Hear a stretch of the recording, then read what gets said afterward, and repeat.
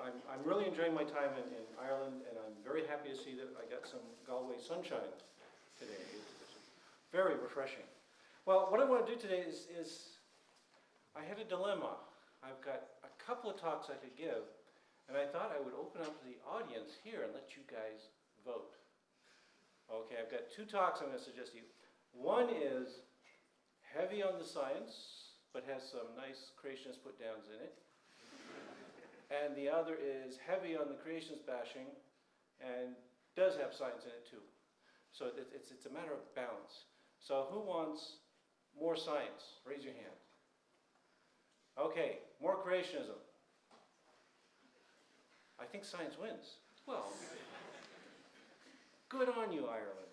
Yeah. All right. So that's what we'll do. So what I'm going to talk about. Let's see, is it coming up? There we go. Okay. So I want to talk about one specific issue here.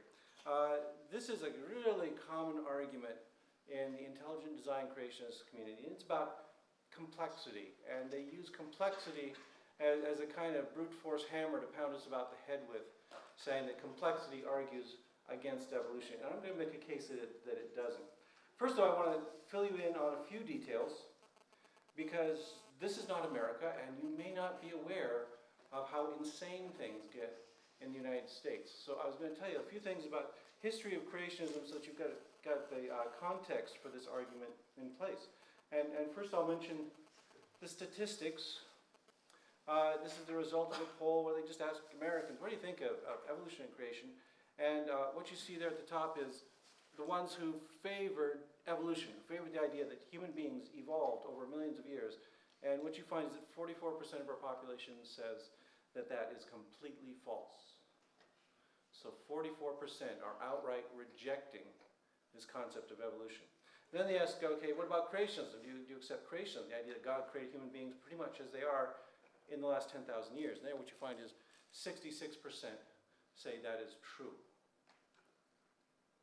Now that you notice those don't add up to 100%.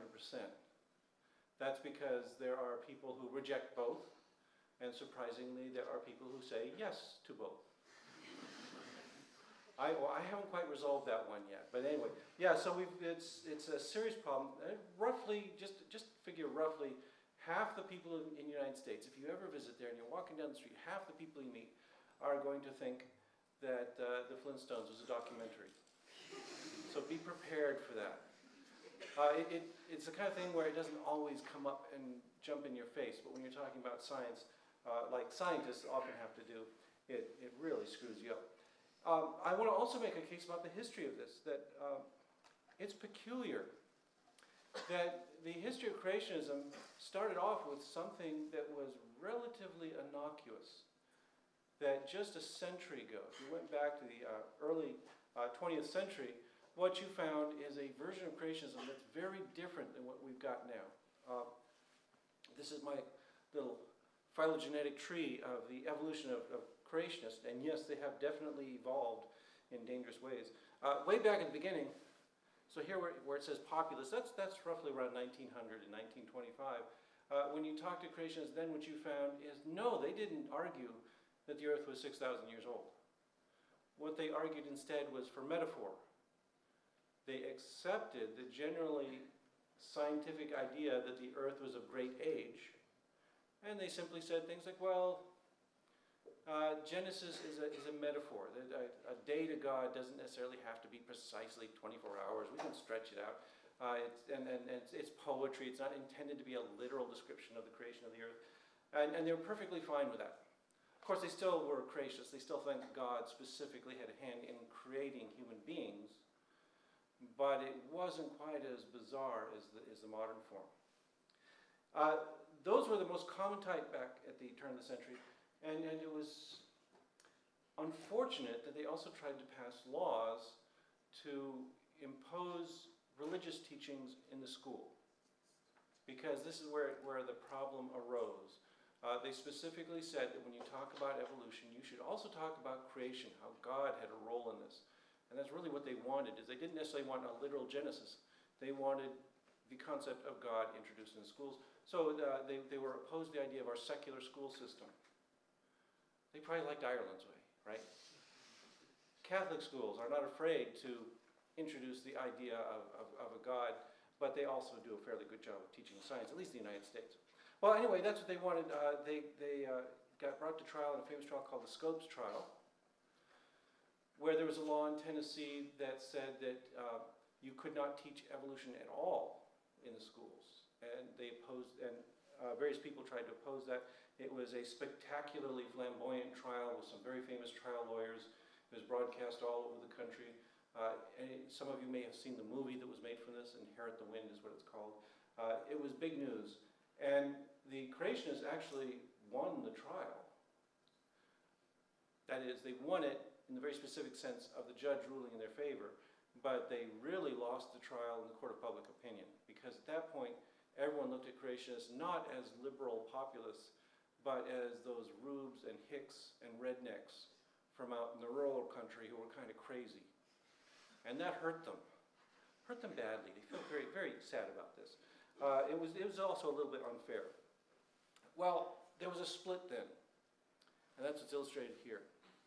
That there are still people who make the metaphorical argument. They're called old earth creationists.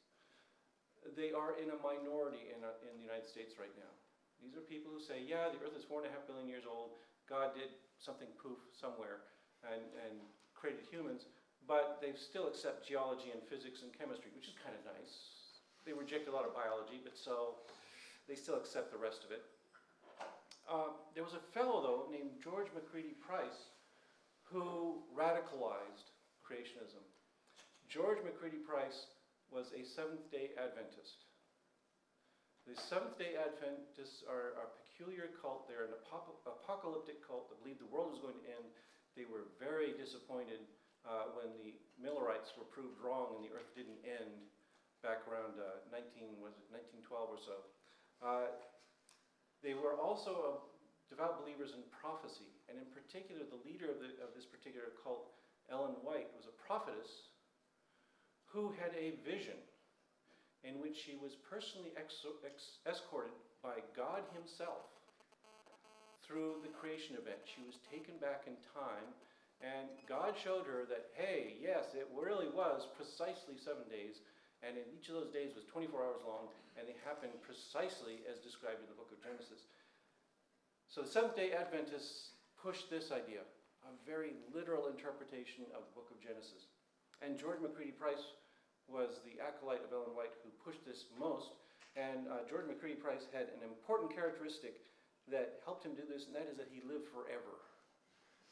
He died at a very advanced age, 80 or 90, somewhere up there. He's very old, and throughout this entire period, he's out there yammering away at all the other creationists and telling them, you've got to accept the idea of a 7-day creation. Most creationists did not accept it. You could imagine what a Catholic would think of the idea of accepting the prophecies of Ellen White and her personal visitation from God, okay? They would reject that out of hand. So this is a constant problem. But what was happening is that George McCready Price kept pushing this and pushing this without emphasizing the Seventh-day Adventist part, and people started to absorb it. And so what happened is in 1961, a couple of guys published a book called The Genesis Flood, which I call an example of idea laundering. Because what they did is they took what Ellen White said, what George McCready Price said, put it in a book, espoused the idea that Earth was created in 6 days in 4004 BC, and that there was a great flood in 2348 BC that accounted for all the geology we see, and didn't mention Seventh-day Adventists at all, making it palatable to everyone. And it was accepted by a group of people. They call themselves scientific creationists. Scientific really should be in quote marks. Who are best known for this particular principle that the flood is very important to them. The flood is the basis of all geology, that the earth is very young, that we can account for everything by catastrophes created by God. These guys were very confident for a long time.